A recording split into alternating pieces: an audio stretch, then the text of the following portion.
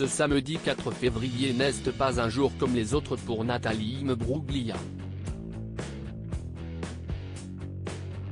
La célèbre chanteuse et actrice australienne fête son 48e anniversaire.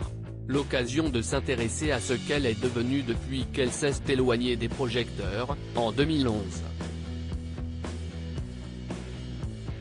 Qui n'a pas au moins une fois fredonné Torn, le plus grand tube de Nathalie Imbruglia. À sa sortie en 1997, le morceau avait fait fondre le cœur des plus fragiles comme des moins romantiques, ce qui avait naturellement fait d'elle une star. Numéro 1 des charts en Belgique, au Danemark, au Canada, en Espagne, en Suède et numéro 2 dans tout le reste de l'Europe, il est entré au panthéon des ballades les plus cultes. 4 ans plus tard, elle renouvelait l'exploit avec son album White Lilies Island et son single Wrong, qui était entré dans le top 10 des charts européens et américains. Le succès avait certes été moins important que son tout premier single, mais celui-ci s'était tout de même écoulé à plus d'1 million d'exemplaires. Mais après l'échec de son 4e album, Come to Life, en 2009, Nathalie Imbruglia a perdu de sa superbe. Comme beaucoup d'autres artistes en perte de vitesse, elle a alors accepté de devenir juge dans un télécrochet, en l'occurrence X Factor Australie. Une expérience qu'elle a renouvelée pour une deuxième saison en 2011, malgré les critiques de certains qui la qualifiaient de diva. Mais depuis, l'ancienne vedette de la chanson se fait beaucoup plus discrète sur le devant de la scène. L'occasion de s'intéresser à ce qu'elle est devenue depuis qu'elle s'est éloignée des projecteurs.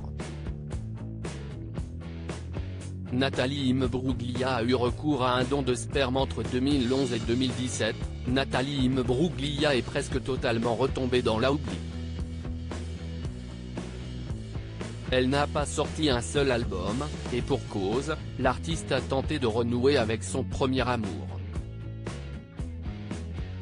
Celle qui avait commencé sa carrière dans la série culte Neighbours avait confié en 2013 avoir mis sa carrière musicale entre parenthèses pour mieux se concentrer sur sa nouvelle vie, notamment en prenant des cours de comédie de manière assidue.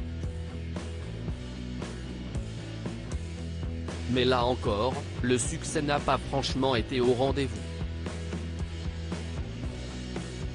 Par la suite, elle n'a en effet tourné que dans 2 longs métrages, Ravens de Russell Friedenberg et On the Road en 2014 et Little Loopers de Jim Valdez en 2017. Finalement, le plus bel accomplissement de Nathalie Imbruglia ces dernières années est la naissance de son premier enfant.